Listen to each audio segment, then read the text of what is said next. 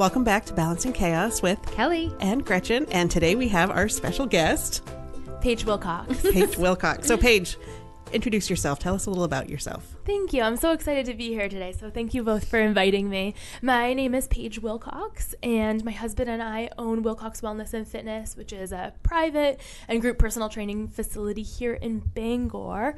And last year we franchised the business. So we are on week 14 of our Brunswick franchise location. I'm a wife, a mom, I have 2 little kids. What more do you want to know? First of all, I met Paige through Bangor Regional Leadership Institute. Yeah. And I always say, when I've seen people go through it, it shakes something up inside of them and something changes. So is there anything that changed for you going through that you found yourself doing differently? I think that was just a really incredible experience. I got to meet a lot of really great people like you, Gretchen, and really learn so much more about the Bangor area and just feel so much more connected to the community here. So for me, I think feeling more connected to Bangor was really the big thing for me, and just feeling so fortunate to live in this area and to have a business in this area and to have a family in this area and have a lot of friends and community in this area. Yes, awesome. So tell us about how you got involved in wellness and fitness. That's a very interesting question. Never in a million years did I think that I'd be in this industry. But really and truly, I wanted to make a difference in the world. I went to school for business because I knew that's kind of where my natural talents laid. I knew that's where my natural talents were. Yeah. And I really like truly love business. I love learning about business, but really my mission in life was to make the world a better place. I met my husband my senior year of college. We were actually set up on a blind date by a professor, which was super awkward. Hey, you know what? So this is not that uncommon because I have a student right now at clinical, and the preceptor loves the student so much. She has worked with her friends to hook the student up with another nursing student from another school, and they have gone on a date it was a total blind date. Wild. And neither one of them knew that they were set up behind the scenes. Wild. Yeah, so it's still going on. Wild. Yeah. Okay. Crazy. So I was set up on a blind date with this personal trainer, and I was really like, never in a million years am I going on a date with a personal trainer set up by my professor who was retiring the following year. So were you in the same class? No, he was her personal trainer. He's 4 years older than me. Exactly. That's awesome. So, long roundabout story to tell you how I got here. We both pushed this professor/client off for a long time. We originally had a date scheduled, and Mike called me and said, unfortunately, I'm unavailable, and left it at that. Then I got an email from this professor saying, Paige, I don't understand what the problem is. Mike says he's trying to get in touch with you and you're not responding to his voicemails, which wasn't true at all. She copied him in the email and said, I remember this line, is transportation an issue? If so, I could arrange for a formal introduction. And I wrote back copying everybody. No, it's fine. We'll figure it out. And so that's the story of how we met. Really from the time that we met on that blind date, that was kind of... So he pulled the trigger after that. Yeah, like we had to check the box. We both, I think our date was at 7 o'clock. I think we both told our friends would be ready to go out and be young people and hit the bars around 8:30. Right. But that was so it where'd for you us. go? Where did we go? Yeah. We went to Margaritas. And after that, this is embarrassing. This is really embarrassing. Ushuaias? No, worse. Worse than Ushuaias. We went to the Dime, we called it. But it wasn't even Old called Town. Old Town. Yes. Yes. Where the bathrooms were. Yes. The 5-gallon buckets. Exactly. Yes. Exactly. That place was awesome. It was a lot of fun. Sketchy, but great. Yeah. We rounded up a bunch of my friends. He was like, seriously, you're going to knock on your friend's window to get her to come to the dime with us? But yeah, and we danced and had a lot of fun. And so you didn't ditch him after 8:30? No, he didn't ditch me either. So did this professor go to your wedding? She did. So we got it, like, she was on to something, right? It's like, I've never met somebody and she's just a PhD in something, right? Yeah, exactly. So I remember, like, right after we got engaged, which was 4 years later, we had her over for dinner and we're like asking her the question, like, so why did you pursue us and this so much? She's like, oh, I don't know. Like, I've never set somebody up on a blind date. I just did. And I was like, well, that's not a very good answer. Yeah. Maybe she's holding out for the wedding speech. And so she came to our wedding. We asked her to give us a speech, and she kind of got up there and was like, well, she was single and he was single, so I thought it would be the right thing to do. That was her whole rationale? That was it. Yep. Exactly. There had to have been more than that. But I mean, I know that you guys spoke with Rebecca LaLiberty, yes. And I listened to that interview and I thought it was incredible. And I mean, I was raised in the church. We don't go to church daily, but I really believe everything happens for a reason. Yeah. And even if this woman didn't know that why, she felt called to connect the two of us, and that's really how I feel. Yeah. I met him. Anyway. Oh my gosh, that is the cutest story ever. Thank you. I love that. So you asked how I got into the health and fitness industry. So it's really through my husband, and I was really seeing, like, the difference that he was making in people's lives. It wasn't about losing weight or looking a certain way or beefing up or whatever. It was really about letting these people live lives that they loved, and to have the energy to be able to keep up with your kids, to get up a flight of stairs without being winded, and to really live life to your fullest and live it without any limitations. And I always knew that I wanted to get behind that.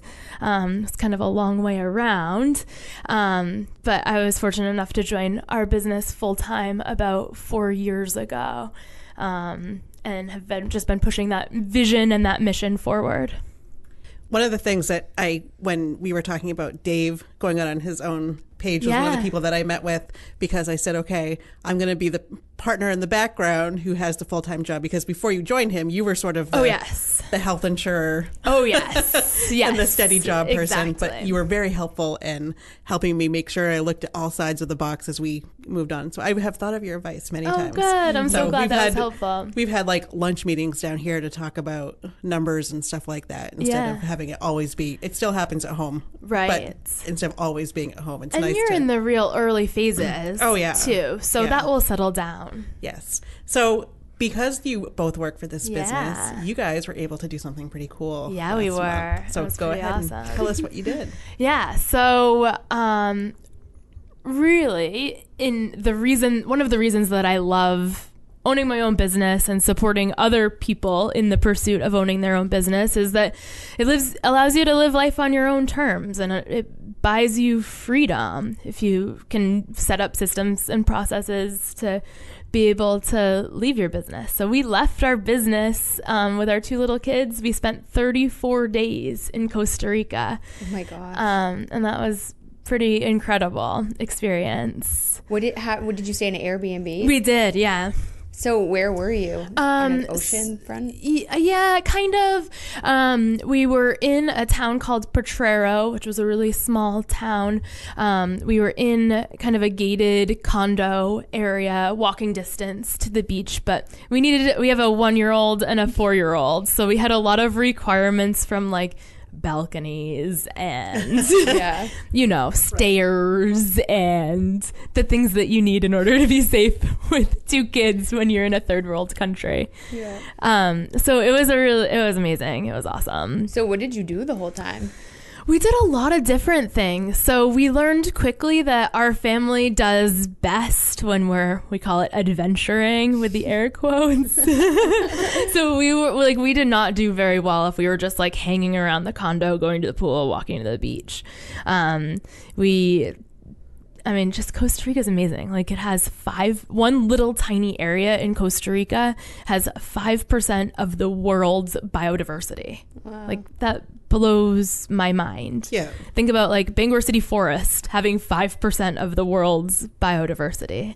I think that's pretty incredible. So we were able to do all kinds of different things, like look for monkeys and look for the quetzals, and we went to a bunch of like different animal rescues and reserves.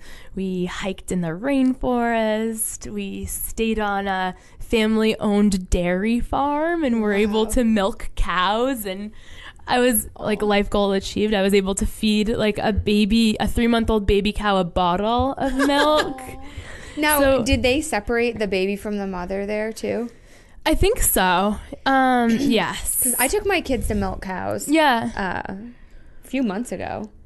At Winter Farm, right? Yeah, in the fall. Yeah. And I found myself getting distressed about the situation. Yeah. Because I thought, this will be so fun. And then I got there and they have like the sharp things hanging over their backs so that if they go to the bathroom, they don't want them arching their backs because they want the feces to go in a specific drain. Yeah. And then they had just had a baby the night before, and they already had the little baby in its own pen. And they said if they don't separate it from its mother, then they will never be able to separate, and they're not good milking cows. Wow. So I went out of there feeling very distressed. That's wild. But you didn't feel that I didn't have that feeling at all. It was a very small farm. I think they had 15 cows. It was a family, so like the grandfather, the son, and then the children, so 3 generations living there, working there. And it was a pretty, like they had 2 stalls for milking. The cows were like lined up and excited to be milked. Anyone who's ever breastfed and had to pump knows that finally the relief is coming. The cows. Exactly. I was like, oh wow, look at all that. I remember when they had the ice storm that the first places to get power were hospitals and dairy farms. And I remember back then I was like, what the hell? Why do the dairy farms need power?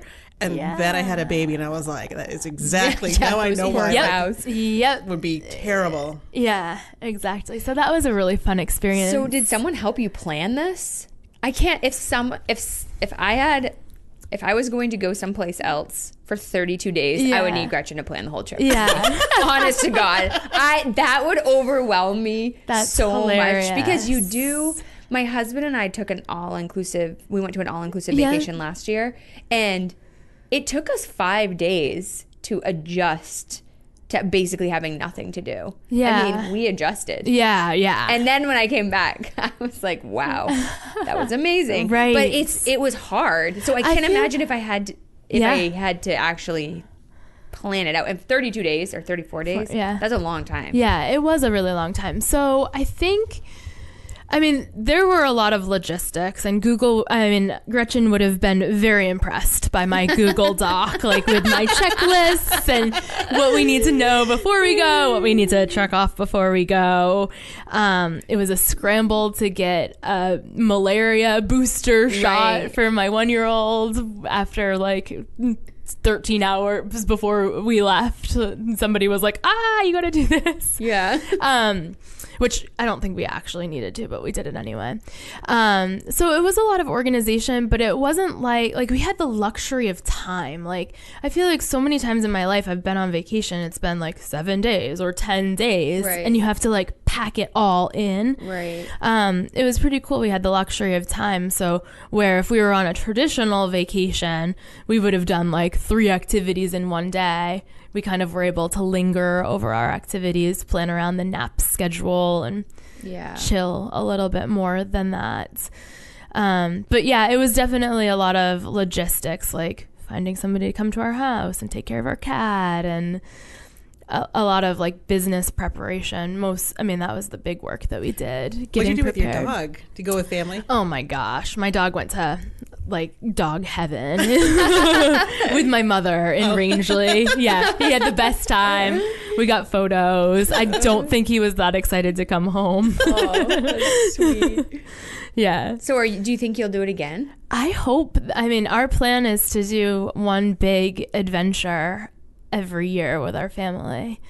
That's awesome. Yeah. So how did the business fare? How did you handle being away from your third baby? Yeah. Basically. Yeah. And if you know me, like, I love work. Yes. Like, I have to tear myself away from work every day at 5 p.m. And I'm like, oh no, but just one more thing. And I love it. The business did great. Like, our team, thank you team, did an incredible job holding down the fort and taking care of all of our clients. The business did amazing. And I think my transition into being away, I'm pretty proud of myself. My worry was kind of like, because we were planning on working away. And I think that's one of the cool things about this world and technology is really, you can set yourself up to work from anywhere in the world. Mm-hmm. And I think that's really awesome. I ended up working a lot less than I had expected. Yeah. Like, which was very and everything good was for fine. me. And everything was fine. Yeah. Yeah.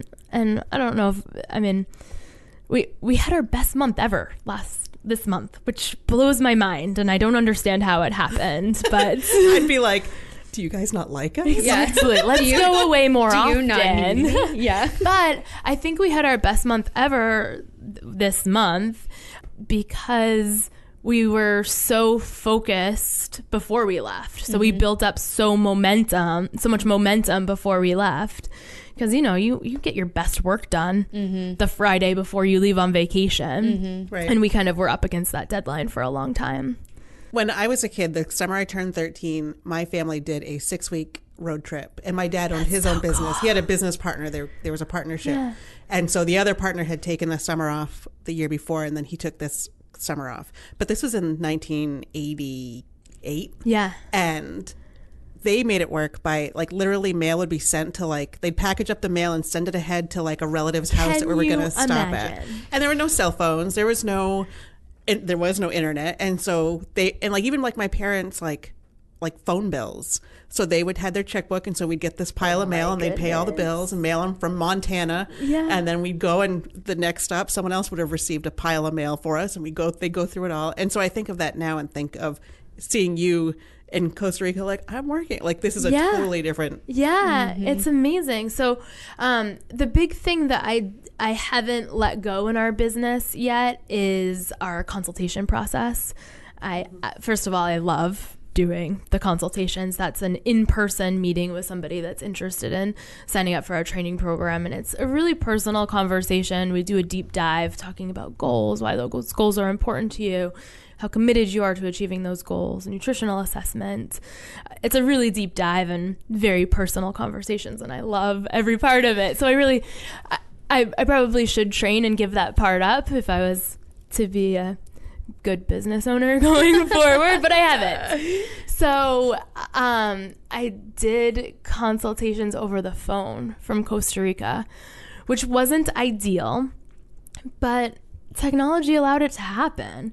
I was able to build out some automation in our systems. So before the phone consultation, somebody received a little video from me, like my goofy mug, like saying, "Hi, I'm so sorry that we're not able to meet in person. I'm really looking forward to meeting with you. Come take a look at our space." So, I know you're not going to be in our space, so at least you can see what I look like, what our space looks like, and I'll talk to you in a couple days. Cool. So that process went pretty well. So you have 2 kids, and you've always worked and been a working mom, like myself and Kelley here. Yeah. So how was it to be with your kids 24/7? It's crazy. Like, I want to process this. So I hope that you guys will help me process this. It was so much easier than like doing the whole like hustle in the morning to get him to daycare and then working all day and then picking them up, I still think like the end of the day, like that pickup should be like, hallelujah, choir, like we're together again, but it's not. Like it's the end of they the day. turn into like total jerks at that time, right? Yeah. For me, like I had so much fear going into it because I was worried, what if I don't like it? Like and then what does that mean about me as a person and as a mother? Yeah. And we're going to be in Costa Rica and like my mother-in-law is not going to be like 15 doors down. Like there's no one to cry uncle to when I need a couple hours off or want to have a conversation with my husband. But I don't know, for some reason it was just great and easy. And So I have summers off now, and this will be my third summer off. And I remember having those same same thoughts because I usually take April off, April vacation off, and I've noticed this every year now. So I'm recognizing this pattern. The April vacation, I think, what have I actually done? Like, do I really want to do this? Because the kids end up fighting. But I think part of it is that, kind of like you were talking about how in a regular vacation you have to like cram it all in. You have to cram it all in, and we got to do all this stuff. And I think that those week-long breaks feel like that, and you know that school is 7 days away, you know that work is 7 days away, and then 3 and then 2, and then kind of and like April, like this year the weather wasn't even that great, so it just was sort of gray and rainy. And then I find that in summer I think it does do better. Like in also April, I don't want them to get too far off a kind of a schedule, because I don't want to deal with it the following Monday. Whereas in summer, it's light out till 9 p.m. Like, let's stay out as long as you want because we don't have anywhere to be in the morning, and we get to be that relaxed pace and not having those transitions. And it helps. Dave makes all of our lunches and does all that, so it helps him as. Like, can we talk about that? And so I think it helps him. So summer, and actually this summer will be new because, like, I was talking to him about the business. Like, I think one of the things you should do is sort of try to time block some stuff and say these are the days that, like, try to get all of your shoots on like 2 or 3 days and have your flexible time on 2 days so that you can come to the beach with us. You can do stuff with us, but still be working and, but taking care of that flexibility. So we were talking about that, but just having that sort of, he doesn't have to get us all ready and out the door. He just has to get himself up, and he doesn't. Last year he was working for another company, so he was like, well, this is what I do. I have to go to work. And so it'll be interesting to see how this year works out. I'm really interested to see how that plays out.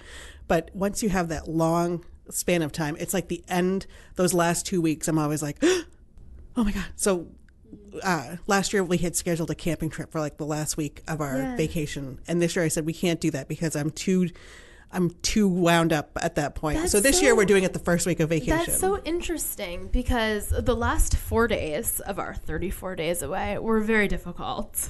Like my mother-in-law had come to visit us, which I won the mother-in-law jackpot. I really did. So it wasn't anything that she did, but I think that it just kind of got Hazen, particularly the 4-year-old, thinking about home and wanting to be home. And so we picked her up at the airport, we dropped her off at the airport, and then we had 4 days left. Oh, okay. And he was like, I want the American milk, and I want to sit in my living room, and I want to play with my toys.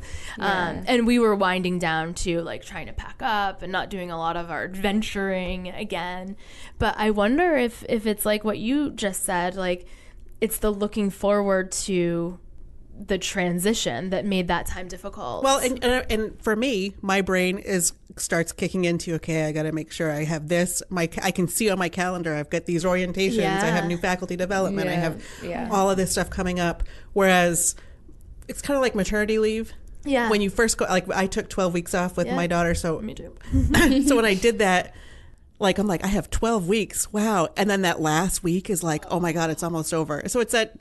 I think the peaks and valleys are more spread out in a longer span than when you have that week of vacation versus, which is very intense, 8 and there's weeks expectations. But I have had those same. We had talked about this. I have had those same thoughts, and I mean, I had it this year, April vacation, by like Saturday, and they're just fighting. I'm like, go to your rooms. And I'm thinking, oh my God, summer's coming, and I'm going to do this every single day. And then it is actually okay when it actually happens. The one thing that I find with summer and having a long stretch of being with the kids is that I don't have as much time to myself. And that has been a challenge this year because of all the snow days. I actually have 4 days while they're in school and I'm out. So I'm like, yes. But I think that some of that can be difficult if you don't have that time for yourself to just be like, okay, I need some downtime. I feel like for me that was the big, because I still feel like I'm a new mom. My first baby just turned 5 last weekend. I still feel, I mean, I've got 5 years under my belt, but I still feel very new. I feel new too, and mine's almost 13. Yeah, okay, well that makes me feel better. Well, they don't come with manuals. Yeah, exactly. Yeah. And I feel like that's the big thing, like, that I'm just transitioning into now, is realizing, like, I don't have that time for myself. Like, I brought 5 books to Costa Rica. They were heavy. Gretchen, I should have gotten the Kindle. But I read probably 6 paragraphs while I was away, because it was constantly like chasing kids, and with a 1-year-old and a 4-year-old, it's not like you can kind of. That's definitely harder. out. When we went to Jamaica last fall, first of all, I had my sister and her family. My parents were there, so there was lots of adults to like take shifts of kids and just sort of lots of eyes on kids. Plus, I'm past the age of don't walk directly into the ocean. Yeah. Right. You know, like they won't, and they can swim, and they have the good sense news. not to do it if they can't. So I was able to read like 6 books in a week. It was great. Yeah. But that summertime of 100% togetherness, it also makes me realize that I really do like working. And it makes me appreciate that I have a job, and that I know that there are people who love being a stay-at-home mom, and that is fantastic because you know what you love. Yes. But for me, I feel like I have the best balance right now that I could possibly imagine. So That's great. And I think that's a really good point, too. Well, I had a similar experience because I could take summers off too. Yeah. And I never have until last year. And it was only by accident because my son, Maxwell, he just turned 5. But last summer, we had a issue at his school that he was going to, where I had to pull him out emergently. Ooh. And, you know, daycare and preschool around here, it's not like, oh, tomorrow I need a high quality childcare center that's just readily available. No. I mean, they all have 2-year wait lists. So I knew when I made that decision, you are going to be taking the summer off because there's not going to be another option. And I was stressed out about it because I've always worked through the summer and sent them to summer camps. And my husband was very stressed because I am just like you. I just work. That's just what I do. I really love working. Or I don't know how to shut it off. I don't know what, it's a combination of those two. But we had an amazing summer. And we just, every day, we never had a plan. But there was always something to do. I made so many new friends. And actually I found it very difficult when I went back to work because then I had new relationships that I had formed over the summer. And I was like, whoa, actually, I can't manage these social obligations and my job simultaneously. Like, this is actually quite challenging. But my kids really loved it. My son, Cameron, the older one, he's the kind of kid, I could bring him to your house tomorrow and he'd be like, oh, hi, nice to meet you. Cool. What are we doing today? He's not nervous and he doesn't care he's fine when we leave him. But the first day of school, we all went as a family to drop him off, and when the bell rang, he came back over and started bawling. And it like cut me right in the gut, and it was about a month of that, and still to this day he doesn't like it if we leave before the bell rings. It's been like and I think Willa too. Willa had a hard time because she and I did like field trips and we did beach club and so we hung out a lot. So It was, and you do make those friendships, and you get to talk to your friends, just to be like going to the beach club and let's go. I have a hot dog, she doesn't, but having a hot dog from the snack bar, and just the kids are out swimming, and you get to talk, and you just having that flexibility. It's just so, and especially in a place like Maine, where summer is so finite. If I was in San Diego, it might not seem as special, but being able to have those beautiful days is amazing. Going to a place like Costa Rica. Now, if we all were stuck home for a month with our kids in winter in Bangor, Maine, we may have all had a different story. I different definitely discussion would have had here a totally going on. Different experience. But I do know what you mean about, not having the rush out the door. The lunches have to be made at this point. Do you have your folders? I mean, is it library day? what's happening after school, and then the rush to pick them up, and too. I wonder with the littler one if it was better for us because we kind of knew what her whole day was like throughout the whole day. Versus like just having her in the morning, like saying, "Oh, she already pooped," like right, handing her off to the daycare facility, which is awesome. Like I love our place. It took us a while to find the place that we love. Yeah. And then picking her up and being like, "Why is she so cranky?" Oh, she only napped for 20 minutes, right? And she's teething and she's been cranky all day, like. Right. Like you're kind of more in tune and ready to be like, okay, it's going to be a quick dinner, early to bed night. Right. Right. You can forecast. But still my expectations, and maybe you guys can help me with this. My expectations, like the end of the day, like I'm so excited to see my kids. Like, hey guys, let's hang out. Let's eat dinner really quick. Then let's go for a walk, and then maybe we can have a bubble bath, and it's all going to be awesome. Yeah. Well, part of it like, is just that way. Well, part of it is that they always, the thing with kids is that, and you'll see this even as they get up into school. Like I even see it even with older kids, not just little daycare kids, but they spend all their day kind of keeping their big emotions in check. And so their teachers are like, oh, it's great. He's great here. She's great at school. Everything's wonderful here. Yeah. And then they get home and because they have such a strong attachment to you and they know that you're not going to leave them on the side of the road, right? Even though it sometimes feels like maybe you might. Maybe I might do that. yeah. But they know that they won't. But they know that and they sense it, so they can unleash all of every big emotion they felt through the day. Comes out when you pick them up. You know, I've heard that before and I've read it, but hearing you say it makes it more real to me. I do have 2 degrees in education, so I have seen that. But it's really true. And the other. And then the other one that I always like to share is that there's and especially so I don't know if she picked up any new skills and she speaks more Spanish and Italian on the day that we got back than English, which was really cool. That's funny. Cute.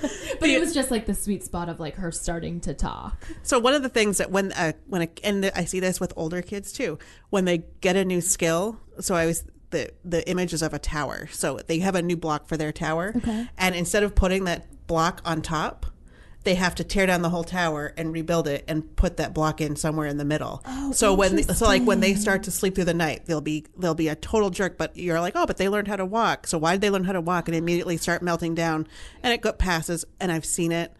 I've even seen it with developmental things. Well, it happens to my kids. Teenager. It happens to my kids in school. Yeah. And it manifests in different ways. But Maxwell, my youngest, he'll start waking up in the night. He's a great sleeper. But he has like a sleep anxiety if something's bothering him, but he's not verbal like my son Cameron. He'll say, oh, okay, this happened to me today, and then this person said this, she said that, this happened, and I'm upset about it. Right. Whereas Maxwell, you ask him about his day, you don't even know if he's telling you the truth or not.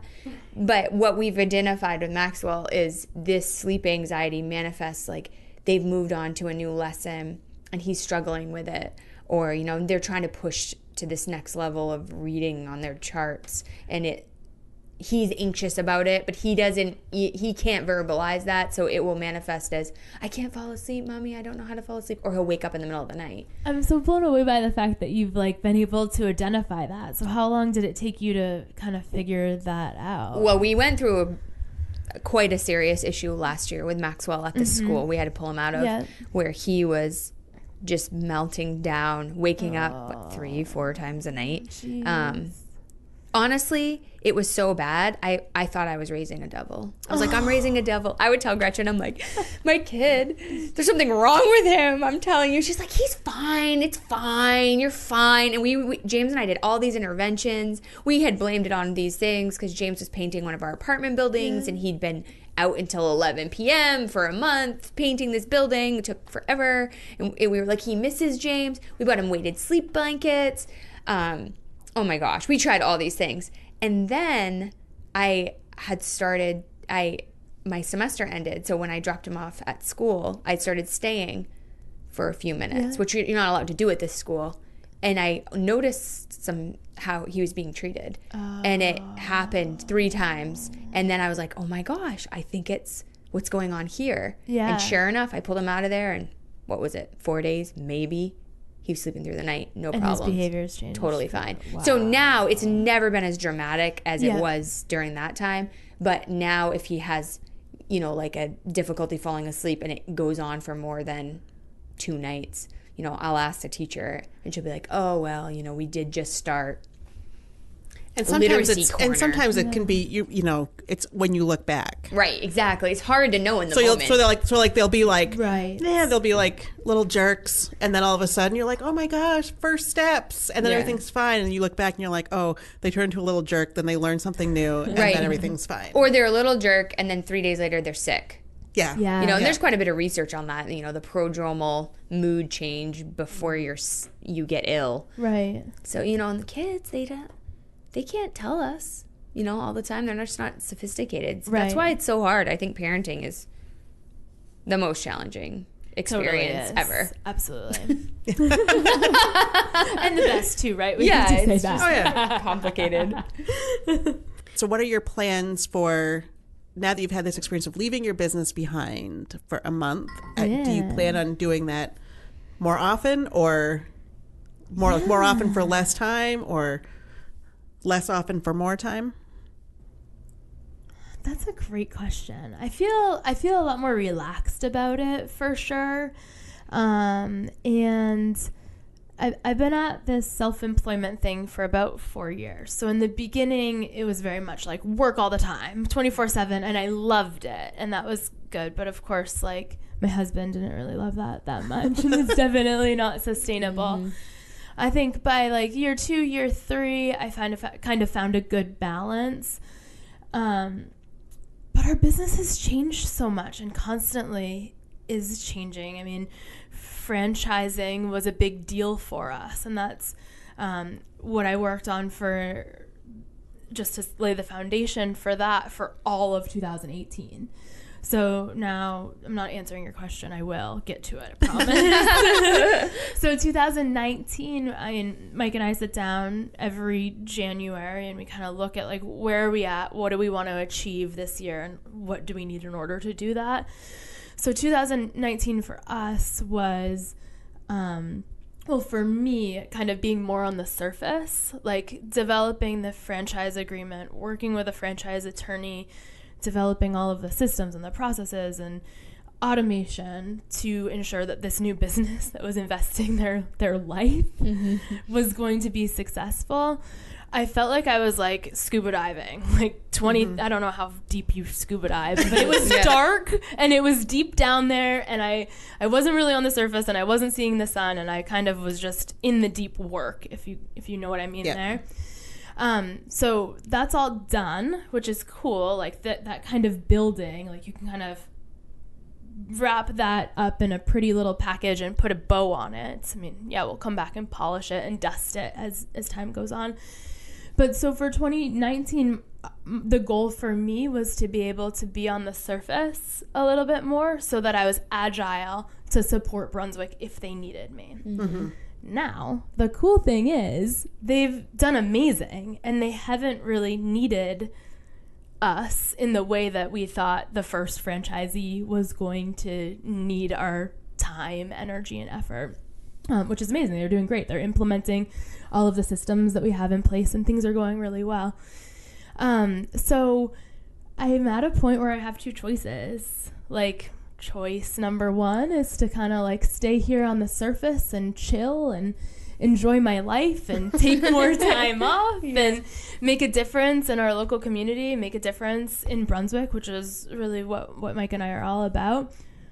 Or go back down and develop a sales process and a marketing funnel and all of the processes that are associated with developing leads for new franchise business owners. Interesting. Yeah, interesting. So that's where I'm at. Nice. That's exciting, though. It is very exciting. And we love it. Like, we know that we've got something that's working and is impacting the lives of a lot of people, and the franchise business owner is really happy and feels like she's stepping into her full purpose, helping impact her community in a positive way. So that's very exciting. But kind of a big decision for us at this point. When you think about where you are right now, and you think about the and I don't know where I heard you tell this story, if it was like personally or if it was at a meeting or something, about Mike opening up the gym with like 16 people or something like that. 30 clients. 30 clients. Yeah, 30 clients, 4,000 square feet. Mike Wilcox. Right. That was it. Yeah. So when you think about that first day and where you are now, was this your vision? Has it gone past what you hoped it would be? Oh, that's a great question. I always knew that what we had would be bigger than one location. Did Mike know that? I wish he was here. Mike's personal why or personal mission is to see individuals and person to person positively impact your life, and that's what's so rewarding to him, is that connection there, and then hearing the stories. My mission is to scale that.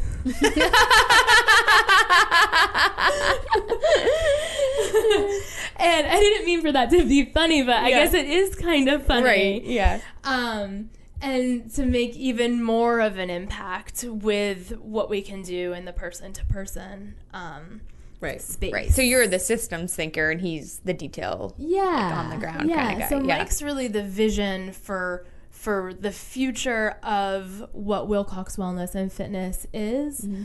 And then I'm the implementer, the organizer. I'm the one that figures out how to scale that. Mm-hmm. In our situation, I'm the CFO, and Dave is the provider. Like he knows how to make great video. That's what he's best at. That's what he's great at. Mm-hmm. And I'm the one. I actually came into the office and a couple weeks ago, and he had all these papers on the floor, and I'm like, "What are you doing? What is this?" And he's like, "Well, I need some kind of corkboard or something so I can hang up all of these like scripts and stuff." I'm like, "You need files. That's what you need. You need file folders, like a filing system." But he had them kind of all stacked up, and he hasn't managed files like that before. So I was like, "Okay, well, we'll get your filing system worked out." But it's sort of he's very visual. Oh yeah, so lucky yes. to have us. And so I'm the one who does all the cash flows every month, and I'm doing. He's like, "I think I need this," and I'll be like, "Okay, sure, we can get that." And he's much more conservative and stuff, kind of that way. But I'm like, "Okay, if you get," but he just bought a new camera. And he was telling me last night how he's like, "Oh, I love this. It's doing so well in this low light situation." I'm like, "Yeah." And so it has paid for itself now. So we're good. But it's very, our mission with that was not quite as, like, your mission is very like make the world a better place. And ours is more, it was basically wanted to maintain the status quo. So that basically meaning pretty, it's not exactly, we're not extravagant people, but didn't want to we still wanted to have his income coming in, but also have a better work-life balance. Yes. And so it's been since January 4th, and it's been awesome because he's picked up the kids more in the last 3 months than he ever was able to before. And he, tonight he's going to have to stay late to finish up some work for a client, but then he gets to take him to the dentist appointment, or he will be able to get that time back with us in a different way. It's been fantastic experience. And so I look at I don't know if we'll ever get to 34 days in Costa Rica. He'll do it. Well, it's sort of, he's a little different because he is the service right now. So well, that's the thing. I mean, Mike was the service at the beginning, and we've had a lot of iterations and transition of our individual roles, going from being the personal trainer to the trainer and the coach of the trainer teams to now Mike stepped completely away from training sessions and at my pushing, which broke his heart a little bit. He didn't train people for a year. His role still is the same role, but to really focus on the future of the training business. But he just loves training so much. We had to give him training sessions, so now he trains 9 a.m. to 12 p.m. every Wednesday. Nice. And that feeds his soul, right? Yeah, inspires him and pushes him forward. But I mean, we're really it's very different going from just an entrepreneur, just a local business owner, to now my job is to be a franchisor, and I'm a mentor to the local franchisee, and also running our business and Mike's the developer of the training program, responsible for our trainers in Bangor, but also supporting the trainers in Brunswick. So we've been through a lot of transition, and transition is, as anybody knows, is never easy. No. But I think it's important to stick with like why you started and why you're doing this. Right. And our, we're like, we don't want to make $1 million. I mean, $1 million would be great, but like that's our goal, is to make as much money as possible. But it's really about make enough money and have a better work-life balance. Yeah. And that's where we're at. Absolutely. Well, I was at a meeting yesterday, and I wish I could remember the guy's name, but he did BRLI, but he's a innovation or an entrepreneurial professor at UMaine. And he did this whole presentation, and you're using a lot of his terms. But he said the biggest mistake he makes when he meets with people who want to be new business owners or have an idea is that their main why is that they want to make a lot of money. And he said that 99.9% of the time, if that's your why, you're gonna die. It's true. It's not the reason to do it. Exactly. Right? So it's great for both of you, even if you have different whys, but it sounds like based on his expertise, you have the right motivation. Thank you, Simon Sinek. All right, so want to wind up with some favorite things? Yeah. So should I start? You start. Okay, so I came across this new favorite thing. My husband and I took a trip down to Portland, which we do. I don't know, we try to do this quarterly because we don't have Whole Foods here, which I love. It's my all-time favorite thing. I love it so much. I might be obsessed. Gretchen, she just did a run for me too. I just love the environment. I feel good when I go in there. I love the way they organize the fruit. It's just nice. It's beautiful. I know that they do a lot of work to, sell quality food. Anyway, I digressed. So we were down there and we stopped at Main Running to get new running sneakers, and there were these sunglasses, and James started looking at them, and they're polarized sunglasses that come in, I don't know, probably like 50 different colors, and they don't bounce when you run. And the innovation. Yes, and they're $25. Wow. So they're called goodrs, and they're so funny. The names are hilarious. What did I tell you? Yours are flamingo. You got flamingo. It was like drunk on a boat flamingo or something. I think that awesome. was the name of the color. I got pink, hot pink, and James got a pair of teal. I've got gray, and he got a pair. We got 4 pair goodrs. I'm gonna look those up. You can order them online. Yes. Yeah, they're awesome. I love them. Cool. And they really don't bounce when you run. They stay tight on your face, but they're not tight.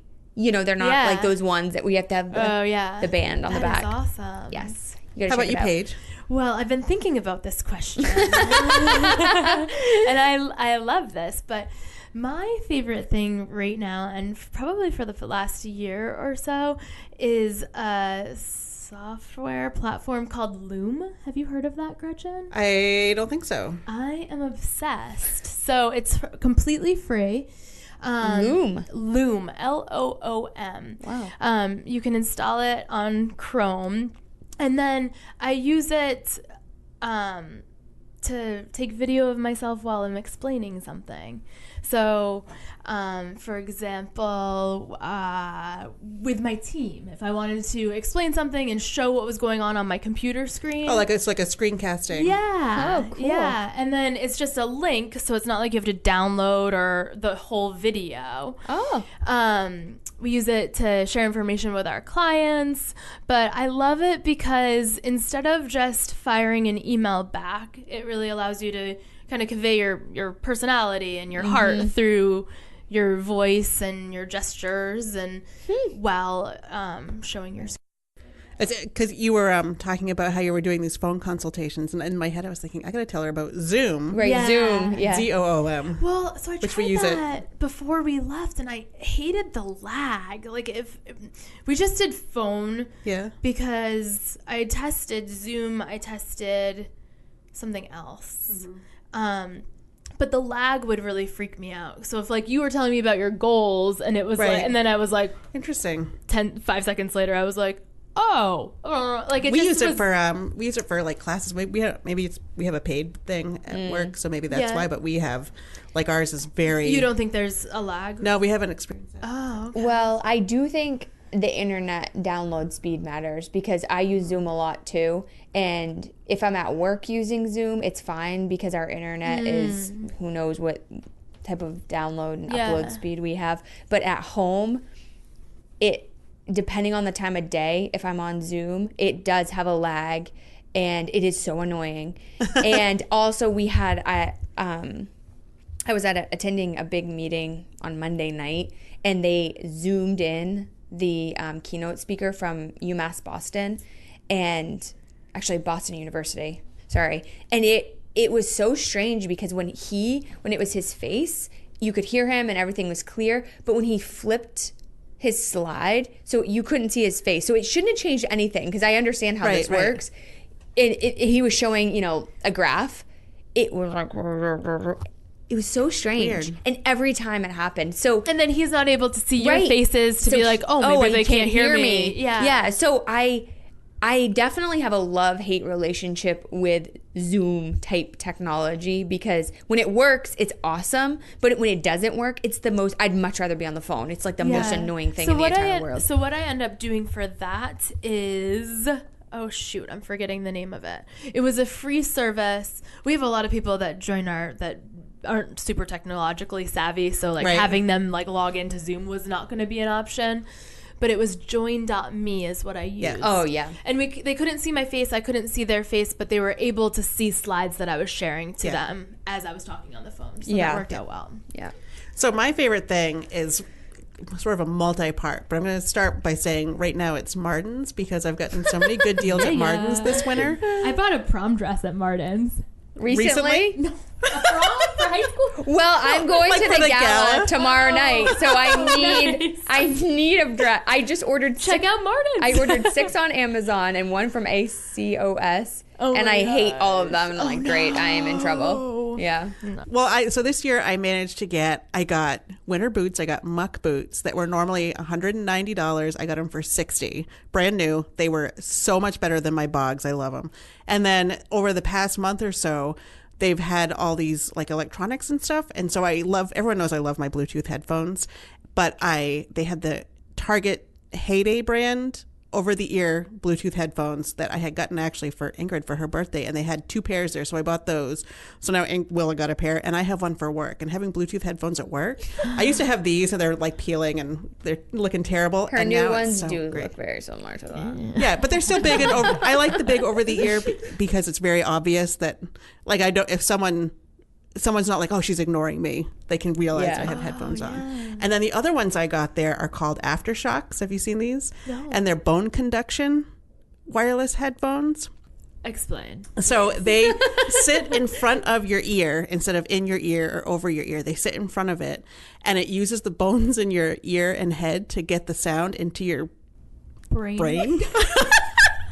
It sounds so weird, and it is kind of weird. But it also leaves all of the ambient noise out. So if I'm out for a walk, I can hear birds chirping. I could hear I could hear you coming. I could hear a stalker in the bushes or whatever. I'm not totally shut out from my environment, but I can still listen to music or a podcast. And it's wireless, and they're light, and so those things I got for half off their regular price. So I basically updated my fleet of Bluetooth headphones for multiple reasons, and love them. But it's been because Marden's is a chain in Maine that is a discount, and other regions have their own version of it, but they get all this surplus salvage stuff, and I love it so much. And you got the thing that goes on the back of your phone, like the wallet. Oh yeah, I got my cell phone case. I got for $3, and it's a Speck wallet case. And I looked it up when I got home, and it was $50. What? And I got it for $3 at Marden's. Well, I was talking to James because we need a new couch. Oh my gosh, our couch is falling apart, and we just bought it too, right? Yeah. And I know Marden's has great furniture, but I said, it's just so inconvenient. And he's like, wow, Kelley, you're getting a little bit spoiled with our location, because it's probably 2 miles away. And you have I think a from where we live, that section of Brewer is quicker to get to than Stillwater. Yeah. I believe that's a correct statement. But I'm like, I gotta cross the river. I just don't think I can make it happen. If it was, next door to Hannaford, I'd pop in every time. Let me just tell you, I am luxuriating in the American grocery store setup that we have going on here in Bangor, Maine. Well, I was making a habit weekly to hit TJ Maxx before the grocery store. Wow, look at you. I was going to Broadway because TJ Maxx. But I found I just buy something. I'd find something that I absolutely needed, when I went there. And then I was like, I got to quit that. So I have quit that. But I don't know. If it was Marden's, I might do it. Yeah.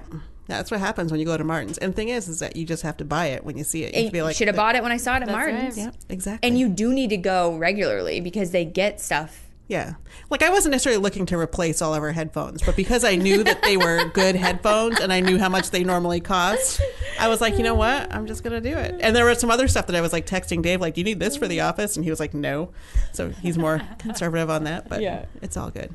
All right. Well, thank you so much, Paige. This was so much great fun. to meet Thank you. you so much. So where can we find Wilcox? We have a very active Facebook page. Our website is all up to date with all kinds of information. So it would be, do you want me to say the thing? Okay. All right. www.wilcoxwellnessfitness.com or we're Wilcox Wellness and Fitness on Facebook. Awesome. Great. All right. Well, you can always email us, find us on Facebook, find us on Instagram, and we will be back whenever we'll be back because me and Kelley are like crazy busy these days. But thank you for listening. Bye. Bye.